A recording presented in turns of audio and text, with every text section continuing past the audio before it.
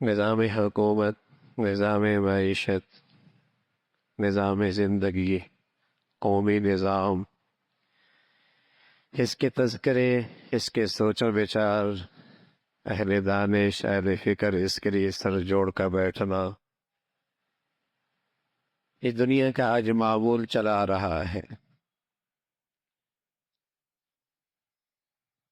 ایک اور نظام ہے، گھریلو نظام، خاندانی نظام۔ یہ محفوظ بھی ہو، مضبوط بھی ہو۔ گھر کا نظام، خاندان کا نظام مضبوط بھی ہو، محفوظ بھی ہو۔ سارا معاشی نظام کی بنیاد یہ ہے کہ کس فضا میں اس نسل کی پرورش ہوئی ہے۔ مشینیں خود نہیں چلا کرتی، پرزے خود نہیں ہلا کرتے، بازار خود بخود نہیں چلا کرتے۔ زندگی کی گاڑی چلانے کے لیے یہ دیکھا جاتا ہے کہ آنے والی نسل کس ماحول کی پیداوار ہے۔ گھر ساری سوسائٹی کی بنیاد ہے۔ گھریلو نظام، خاندانی نظام کسی قوم کی آئندہ تصویر کی نشاندہی کیا کرتا ہے کہ قوم کیسی بنے گی آگے۔ گھر کا نظام، خاندانی نظام محفوظ ہو، مضبوط ہو، اس پر مضبوط معاشرہ کھڑا ہوا کرتا۔ یہ مضبوط سوسائٹی کی بنیاد ہے، یہ ایک اچھی نسل کی پیداوار کی بنیاد ہے۔ بس اوقات ہم سوچتے ہیں ہمارا نظام معیشت، نظام آباشی، نظام سیاست اور بازار کا نظام اور ہمارے علاج معالجے کا نظام ٹھیک ہو جائے، ہاں کبھی اللہ کرے کوئی دانشور، سمجھ بوجھ رکھنے والے، قوم کے سچے خیر خواہ اس پر بھی سر جوڑ کے بیٹھیں کہ ہمارا نظام زندگی، ہمارا گھریلو نظام کیسے ٹھیک ہو۔ کس مصیبت کی طرف جا رہا ہے۔ اگر آپ عدالتوں کا رخ کیجئے تو 100 میں سے 98 کیسز ہیں طلاق اور خلا کے۔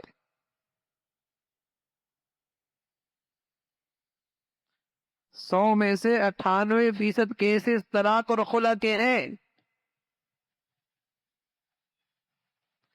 یہ رکھنا نہیں چاہتا، وہ رہنا نہیں چاہتی۔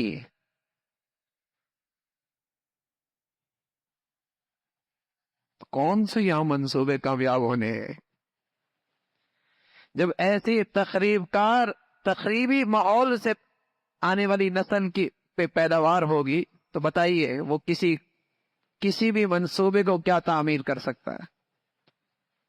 اس نے قوم کی کیا تعمیر کرنی؟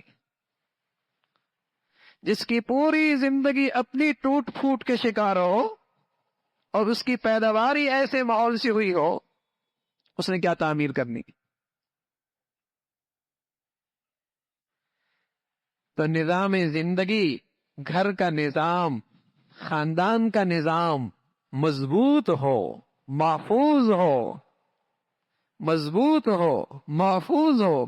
اپنی بچیوں کا گھریلو زندگی، اپنے نوجوانوں کی گھریلو زندگی صحیح بنیادوں پہ کھڑا کرنا چاہتے ہیں تو پھر اپنے بچوں میں اور اپنی بچیوں میں شرم و حیا کا جوہر پیدا کریں۔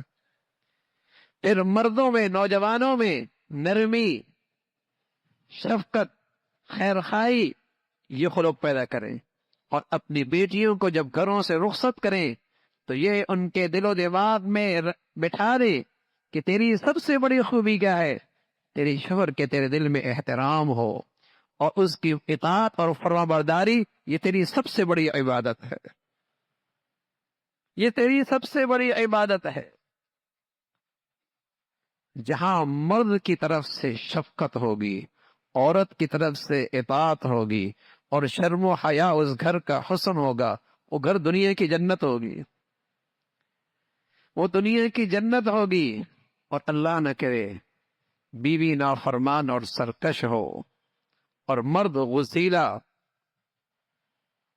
اور تشدد کرتا ہو اور شرم و حیا کا جوہر وہاں یا نایاب ہو، تو جہنم کے لیے مرنا ضروری نہیں، یہ دنیا کی جہنم بھی اس کے لیے کافی ہو جاتی۔ پھر مرنا ضروری نہیں جہنم کے لیے، یہ دنیا کی جہنم بھی کافی ہو جاتی۔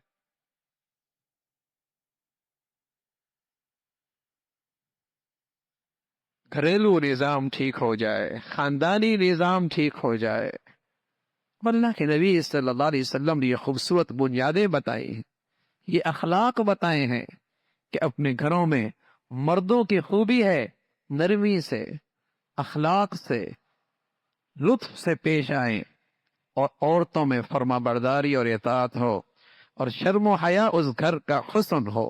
اللہ رب العزت ایسی مبارک زندگیاں نصیب فرما دے۔